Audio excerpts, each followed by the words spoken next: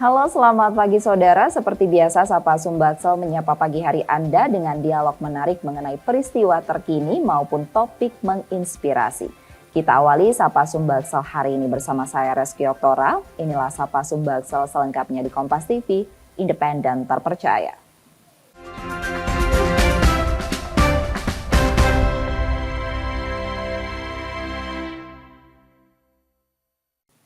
Saudara, selama berpuasa kita tidak makan dan minum dari pagi hingga sore hari. Lalu bagaimana kita bisa tetap memenuhi asupan gizi yang cukup saat berpuasa? Untuk membahasnya kita akan berbincang dengan Dia Ayu Farendika, ahli gizi Rumah Sakit Siloam Sriwijaya Palembang. Selamat pagi Mbak Dia. Selamat pagi Mbak Resti. Sebelumnya terima kasih sudah menyempatkan waktu untuk hadir bersama kami di Sapa Sumbaksel pada pagi hari ini. Kita langsung saja ke topik pembicaraan kita pada pagi hari ini Mbak Dia mengenai keseimbangan gizi selama bulan puasa di mana umat muslim ini serentak melaksanakan ibadah puasa selama 30 hari ke depan. Mungkin bagaimana sih Mbak cara untuk menjaga keseimbangan gizi selama berpuasa ini agar tetap sehat dan bugar? Untuk menjaga keseimbangan gizi, tentu saja puasa bukan menjadi halangan kita beribadah, beraktivitas juga. Untuk itu kita juga perlu konsumsi makanan untuk membuat tubuh kita tetap fit. Konsumsi seperti apa? Konsumsinya sebenarnya sama, hanya kan jadwal makannya saja yang berbeda. Kita harus tetap penuhi kebutuhan karbohidrat, lemak, protein, serat dari sayur-sayuran maupun vitamin dari sumbernya buah-buahan. Dan yang paling penting makannya tidak boleh dikurang-kurangin ataupun tidak boleh dilebih-lebihkan. Jadi harus tetap seimbang. Sebagaimana porsi yang memang dibutuhkan dalam kebutuhan tubuh kita sehari-hari. Dan itu dikonsumsi saat berbuka puasa dan sahur. Dan sahur. Oke. Apa saja nih Mbak Dia dampak positif dan negatif puasa untuk kesehatan tubuh? Kalau dampak positifnya tentu saja kita dapat bahwa kalau sehari-hari ini kan kita makannya pagi, siang, sore belum tentu teratur jadwalnya, belum tentu teratur. Nanti kalau ada kerjaan kita bisa skip makan siang nih, makannya di sore hari. Tapi kan dengan adanya puasa ini kita sudah tahu kan, kita ada makan sahur, ada buka puasa dan jamnya tidak jauh beda, hanya beda beberapa menit. Tentu saja pola makan kita lebih teratur. Terus dampak yang lainnya tuh jika kita memang konsisten dalam ada diet untuk menurunkan berat badan ataupun ada diet khusus untuk penyakit-penyakit tertentu, misalnya ini lebih gampang dikontrolnya pada saat bulan puasa ini. Tapi kalau dampak negatifnya mungkin kebanyakan ada yang merasakan dehidrasi atau pasien-pasien tertentu yang memang memiliki penyakit seperti diabetes, dia bisa terjadi lonjakan gula darah ataupun penurunan gula darah. Jadi ada hipoglikemi atau hiperglikemi juga. Atau mungkin pasien-pasien yang memang ada riwayat kolesterol tinggi gara-gara banyak takjil di mana-mana, malah kebablasan, bisa jadi ada beberapa penyakit. Makanya tadi saya bilang tidak melebih-lebihkan dan tidak mengurang-urangi juga, seperti itu. Bulan puasa dampak positifnya kita bisa mengontrol makanan seperti itu ya Mbak Dia. Tapi ini yang tadi Mbak Dia sebutkan bahwasannya dampak negatifnya mungkin yang timbul adalah dehidrasi dan juga tadi ada penurunan ataupun peningkatan gula darah seperti itu. Bagaimana kita bisa mencegah hal tersebut, Mbak Dia? Kalau dari dehidrasi dulu, jadi kan kita bukan puasa dalam waktu yang cukup lama, kita tetap diberikan waktu untuk sahur dan berbuka. Di waktu berbuka sampai dengan sahur lagi itu kan panjang sekali waktunya. Jadi saran saya kebutuhan cairan memang harus tetap terpenuhi dengan cara ya konsumsinya kita bisa pada saat sahur itu biasanya 2 gelas pada saat sahur. Biasanya kalau buka puasa kita minum juga dulu kan. Nah kan biasanya untuk orang normal dengan berat badan normal dengan idealnya itu kan kita minum 8 gelas sehari. Nah pada saat berbuka kita bisa minum 2 gelas juga. Terus di malam harinya kita juga bisa minum sisanya, berarti 4 gelasnya. Mungkin kalau ada yang ibadah tarawih boleh bawa tumblernya, disempatkan minum. Terus kalau untuk peningkatan gula darah atau penurunan gula darah. Jadi memang pasien-pasien dengan orang-orang dengan kecenderungan memiliki penyakit tertentu, riwayat penyakit tertentu memang harus konsultasi dulu sebelum ingin melakukan ibadah puasa ini, karena ibadah puasa ini kan cukup panjang, bukan waktu singkat hanya beberapa hari. Tentu saja kan akan mempengaruhi kesehatan dan status gizinya dalam waktu sebulan ini. Untuk pasien-pasien yang memang mempunyai riwayat diabetes, yang dikhawatirkan justru gula darahnya yang melonjak karena banyaknya takjil-takjil kita ini kan memiliki kandungan gula yang cukup tinggi. Mungkin memang harus bisa kontrol dari situ. Terus yang punya riwayat kolesterol juga menghindari makan makanan yang gorengan. Kecuali kalau kita memang masaknya sendiri, gorengnya sendiri, kita tahu bahwa memang minyaknya kan baru satu kali pakai gitu. Tapi kan kalau kita beli di luar kan kita nggak tahu. Jadi memang harus pertama kalau memang ada konsumsi obat rutin, obatnya juga harus dikonsumsi. Tentu saja perubahan konsumsi obat dan jadwalnya juga harus dikonsultasikan dengan dokter. Memang lebih baik kita buat sendiri begitu di rumah ya, Mbak Dia ya. Ini kan kita kebanyakan nih untuk bulan puasa nih kan pada saat berbuka puasa nih banyak kalap gitu kan, makan ini, makan itu, sehingga memicu kekenyangan. Bagaimana nih Mbak Dia kita bisa mengatur pola makan kita baik saat berbuka puasa maupun sahur? Kalau sahur sih kecenderungannya justru lebih tidak nafsu makan ya. Nah harusnya memang sarannya bahwa makan sahur itu juga jangan terlalu jauh dari jarak kita untuk imsak. Jadi kan sebaik-baiknya juga kan mendekati waktu imsak. Jadi memang pola makannya harus ya dikasih jarak lah, maksimalnya mepet-mepet imsak nggak apa-apa. Kalau untuk buka puasa sendiri kita harus bedakan kita sebenarnya lapar mata atau memang beneran lapar. Kadang kan kita juga ngerasa sendiri kalau udah makan kurma 3 biji dan minum pun rasanya kan sudah kenyang, tapi kan karena memang banyak makanan yang dihidangkan jadinya lapar mata. Jadi balik lagi ke konsepnya tadi, kita harus makan, kita kan tahu nih porsi kita makan sebenarnya gimana pada waktu biasanya sebelum berpuasa. Jadi memang yang penting itu bukan kuantitasnya tapi kualitas apa yang kita makan. Apakah yang kita makan memang sudah ada proteinnya, sudah ada karbohidratnya, sudah ada sayur dan buahnya. Jadi kita harus melihat kualitas yang kita makan, bukan hanya makan sebanyak-banyaknya, nanti malah efek negatifnya banyak keluar. Jadi bukannya puasanya dapat sehat, malah nanti dapat penyakit karena konsumsi yang berlebihan. Ini untuk efek negatifnya nih Mbak Dia, mungkin makanan apa saja nih yang mungkin kita hindari terlebih dahulu saat bulan puasa nih? Kalau dihindari tentu saja makanan-makanan, kalau untuk sahur kita harus menghindari makan makanan yang bergas. Karena kan yang bergas juga bukan cuma kayak durian aja, tapi sayur-sayur itu ternyata banyak juga yang mengandung gas seperti kembang kol, seperti bunga kolnya. Terus kita juga harus menghindari saat sahur makan makanan yang terlalu memicu asam lambung nih, kayak yang pedas, yang terlalu asin, seperti itu. Jadi makanannya real food yang memang sehat dan seimbang. Tapi kalau untuk buka puasa yang saya khawatirkan tuh lebih ke makanan-makanan yang terlalu manis. Terus kan kita di Indonesia ini kaya sekali makanannya, kita punya kolak, kita punya, kalau di Palembang lagi kita punya kayak yang dibuat dari santan, kayak burgo, laksan, segala macam. Nah itu kan selain dia kandungannya semuanya karbohidrat, dia juga punya lemak yang tinggi karena dari santannya. Terus kita juga bisa lihat warnanya aja, minyaknya merah sekali kan. Nah hal-hal yang kayak gitu tuh bukan nggak boleh, cuma boleh dimakan, cuma tidak berlebihan. Bulan puasa porsi makanan tentu harus dijaga adalah kualitasnya daripada kuantitasnya, bukan seperti itu Mbak Dia. Usai jeda saudara, kami akan kembali lagi. Tetaplah bersama kami di Sapa Sumbaksel.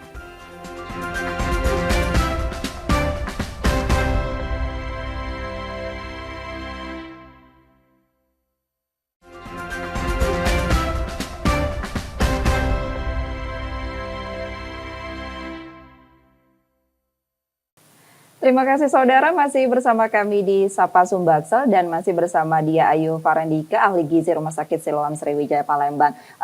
Mbak Dia, tadi kita sudah membahas ini terkait dengan dampak yang ditimbulkan dari puasa adalah tadi mungkin diabetes. Mungkin ini bisa dikasih tips nih untuk yang punya penyakit MAH ataupun asam lambung nih di saat bulan puasa. Tentu saja kan kalau orang dengan penyakit asam lambung itu kan dia porsi makannya itu harus sering tapi kecil. Karena di bulan puasa ini kan kita nggak bisa tuh makannya di jam-jam yang memang per 2 jam kayak gitu, karena kita kan full menjalani puasa. Yang pertama bahan makanannya jangan menunggas yang seperti saya bilang tadi. Terus untuk yang terlalu berlemak sebenarnya juga bisa memicu asam lambung. Jadi goreng-gorengan, terus yang bersantan juga bisa memicu asam lambung. Dan yang paling penting pada saat berbuka puasa jangan tiba-tiba langsung sabrek-abrek makan. Nanti nggak bisa salat maghrib karena nggak bisa berdiri lagi. Balas dendam. Jadi pola makannya juga harus diperhatikan. Jadi misalnya buka puasa diusahakan makanan lambungnya kenalan dulu nih setelah seharian kosong. Jadi dia boleh makan cemilan dulu atau makan kurma dulu, minum air putih. Setelah itu kita boleh sholat maghrib dulu. Jadi biarkan lambung tadi memproses dulu bahan makanan yang masuk sedikit tadi. Kalau mau makan besar setelahnya boleh. Atau makannya porsinya dibagi menjadi 2. Jadi makan dulu sedikit, setelah sholat tarawih mau lanjut makan lagi juga boleh. Jadi tidak makan dalam porsi besar secara langsung. Mungkin contoh untuk makanan besarnya seperti apa nih untuk penderita asam lambung atau emah nih? Makan besarnya nggak apa-apa, tetap makan lengkap. Jadi ada nasi, lauk pauk, sayur dan buah. Cuma mungkin porsinya aja. Kalaupun memang, jadi kan orang mah itu nggak boleh terlalu lapar dan nggak boleh terlalu kenyang. Karena mereka punya masalah asam lambung yang bisa tiba-tiba naik, mengakibatkan kan banyak sekali, ada yang nyeri ulu hati, ada yang mual muntah. Jadi makanannya tetap makanan sama seperti biasa porsinya, tapi harus sedikit dulu. Nanti diberi jarak lagi, baru boleh makan lagi dengan jenis makanan yang sama boleh, atau dengan makanan yang lain juga boleh. Diabetes udah, asam lambung sudah kita bahas. Ini selanjutnya untuk ibu hamil dan menyusui nih, Mbak Dia saat berpuasa, bagaimana sih cara menjaga asupan mereka agar bisa terpenuhi? Kalau ibu hamil dan ibu menyusui ini kita kembalikan lagi bahwa ibu hamilnya nih trimester keberapa. Kalau trimester awal-awal, kalau ibunya memang masih tahan, itu kita bolehkan berpuasa asalkan mereka tetap memenuhi kebutuhan proteinnya yang tinggi, lebih tinggi daripada kebutuhan yang pada biasanya kayak gitu. Jadi tapi kalau sudah trimesternya yang sudah lanjut, disarankan sih tidak usah berpuasa dulu. Sama seperti ibu menyusui juga. Ibu menyusui kalau memang masih ASI eksklusif kan disarankan tidak berpuasa. Karena kan produksi ASI itu kan apapun yang dimakan ibu yang bisa diproduksi. Tapi kalau ibunya nggak ada asupan, kasihan juga nanti babynya juga nggak dapat apapun. Tapi kalau memang sudah kayak ibunya, anaknya udah usianya 1 tahun lebih, nggak apa-apa makannya seperti biasa aja, yang penting tinggi protein, karena kan proteinnya dibagi 2 tuh untuk pembentukan ASI juga, kalau untuk ibu hamil juga pembentukan janin, pertumbuhan janin. Jadi intinya dia harus makan tinggi protein. Jadi kalau misalnya sudah makan ayam, ditambah telur nggak apa-apa, atau ikannya porsinya double seperti itu. Ini Mbak Dia nih, untuk anak-anak yang ingin belajar berpuasa nih, untuk menjaga kesehatannya seperti apa nih Mbak Dia? Kalau anak-anak yang belajar puasa, kalau memang usianya sudah di atas 6 atau 7 tahun memang baru disarankan. Tapi mereka harus tetap makan sebagaimana porsi mereka makan pada saat tidak berpuasa. Jadi makannya boleh tetap 3 kali, pada saat sahur, pada saat buka, dan mereka sebelum tidur kalau memang masih bisa dikasih makan, mereka tetap harus dikasih makan. Jadi tidak mengurangi porsi yang mereka butuhkan, karena kan mereka masih dalam masa pertumbuhan. Jadi zat-zat gizi itu sangat penting untuk pertumbuhan mereka. Terus jangan lupa juga diberikan air yang cukup. Jangan sampai mereka nanti jadinya dehidrasi. Tadi kan sudah kita bahas di awal terkait dengan diet ya, untuk program diet. Ini bagaimana sih kita mengatur pola makan untuk yang diet ini? Yang cari bonus ya. Betul. Jadi bulan puasa jadi ajang juga nih, karena kan makanan kita lebih teratur. Yang penting kita tetap makannya, kalau memang mau penurunan berat badan, berarti karbohidrat kita kurangin. Jadi momennya pada saat sahur ya kita kurangin karbohidrat, yang biasanya makannya 1 centong diganti 1/2 centong. Tapi kan masih lapar, nanti pasti lapar. Nah, fungsinya sayur mayur itu bisa bikin kita kita merasa kenyang lebih lama nih. Jadi kita bisa ganti karbonya menjadi sayur dan buka puasanya juga. Terus harus tetap makan sehat. Jadi bukan berarti kita bisa makan sepuasnya karena kita sudah nggak makan seharian. Jadi tetap harus kita makannya sehat. Yang penting kurangi karbohidrat, tinggi serat dan tinggi protein. Kalau memang kita mau menurunkan berat badan. Untuk pengganti karbohidrat selain nasi ini apa saja nih?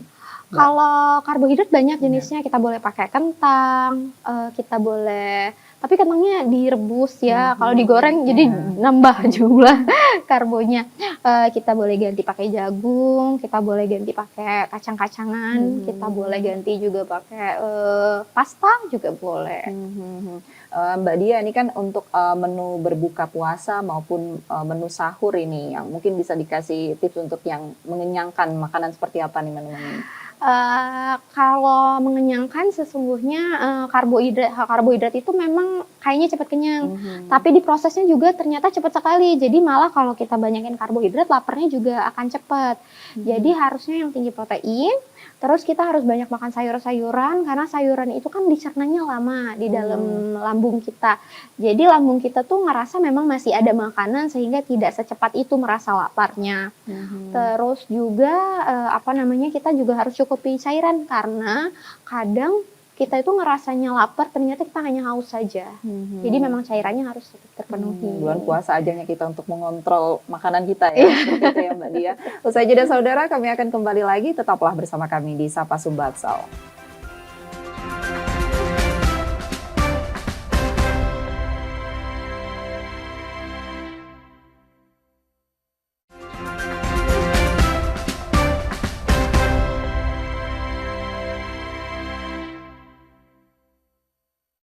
Terima kasih saudara, masih bersama kami di Sapa Sumbaksal dan masih bersama dengan ahli gizi Rumah Sakit Siloam Sriwijaya Palembang, Mbak Dia Ayu Farendika. Tadi kita sudah membahas banyak sekali mengenai keseimbangan gizi saat bulan puasa ini. Mbak Dia, bagaimana sih cara kita mengatasi rasa lemas dan juga lesu saat berpuasa nih Mbak? Kalau memang butuh suplemen, silakan konsumsi suplemen. Terus suplemennya juga memang harus vitaminnya seperti vitamin C, seperti vitamin D. Jangan vitamin B kompleks ya, jadinya nambah nafsu makan nanti. Jadi memang harus disesuaikan. Yang penting cukup cairan selama kita berbuka sampai sahur, itu aja sih. Itu tadi kan yang lesu dan juga lemas. Nah, mungkin yang ada mungkin banyak juga dari mereka yang memilih untuk beraktivitas olahraga seperti ini. Mungkin bisa dikasihkan tips ini untuk yang berolahraga nih, apa terkait dengan waktunya, apa sebelum buka puasa ataupun pada pagi hari ini sebaiknya, Mbak Dia? Kalau untuk olahraga sendiri disarankan memang boleh mendekati waktu buka puasa atau memang setelah berbuka puasa. Tapi kan biasanya kan kalau setelah berbuka puasa kita akan ada aktivitas tarawih dan sebagainya. Kalau memang kalau memang masih mampu, lebih baik itu mendekati saat kita buka puasa. Karena kan kalau kita setelah buka puasa kan perut kita penuh, nggak nyaman juga untuk berolahraga. Jadi kalau memang mau olahraga untuk menurunkan lemak juga memang harusnya bagusnya sebelum berbuka puasa. Jadi 15 menit atau setengah jam sebelum berbuka puasa silakan kalau mau olahraga seperti biasa. Ini Mbak Dia banyak pertanyaan bahwasannya ini kan kebanyakan nih setelah sahur nih tidur gitu ya kan.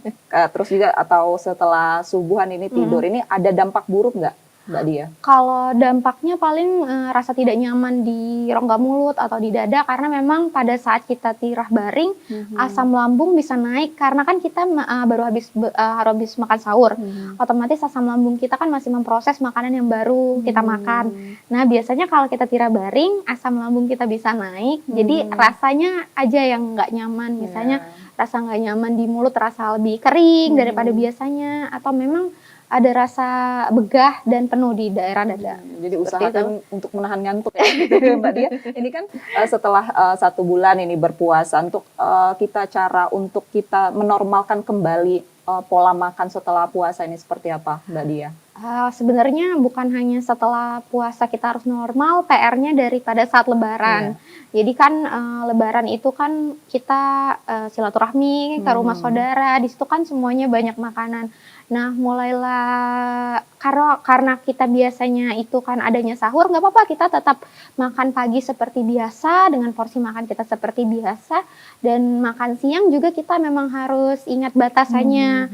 Jadi tidak semerta-merta langsung makan apapun yang dihidangkan. Nah, dan jangan lupa makanya kita tetap harus pada jamnya. Kalaupun memang ada cemilan boleh dimakan cemilan, cuma tidak berlebihan. Dan pada saat makan malam ya diusahakan tetap makan malam seperti biasa. Batasnya sampai dengan 2 jam sebelum kita biasa tidur. Normalnya makannya di jam 7 malam. Kita tetap makan seperti biasa sebagaimana waktu kita sebelum puasa. Yang penting tidak berlebihan. Baik, terakhir nih Mbak Dia, untuk tips dan trik puasa tetap sehat ini bagi saudara dan pemirsa di rumah. Oke, yang penting yang pertama kita harus tetap konsumsi makanan beraneka ragam, memenuhi kebutuhan karbohidrat, protein, nutrisi mikro seperti vitamin dan mineral. Jadi tidak boleh hanya mengkonsumsi makanan itu-itu aja karena memang kita carinya di bulan puasa. Kita juga harus tetap memenuhi kebutuhan cairan tubuh kita, jangan sampai ada yang miss, jangan sampai kita nanti malah selama puasa kita jadinya dehidrasi. Dan kalau memang butuh, boleh konsumsi suplemen yang memang untuk menunjang aktivitas kita supaya tetap fit selama bulan Ramadan ini. Menjaga pola makan itu penting untuk berpuasa kita berkualitas seperti Mbak Dia. Terima kasih sudah menyempatkan waktu untuk hadir bersama kami, Mbak Dia.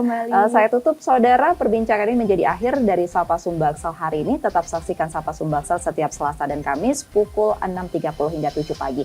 Bagi Anda yang ingin berbagi informasi atau kritik dan saran dapat mengakses media sosial kami di @kompas.tv Palembang. Akhirnya, saya Reski Oktora pamit, selamat beraktivitas dan tetaplah menyaksikan Kompas TV, independen terpercaya. Sampai jumpa.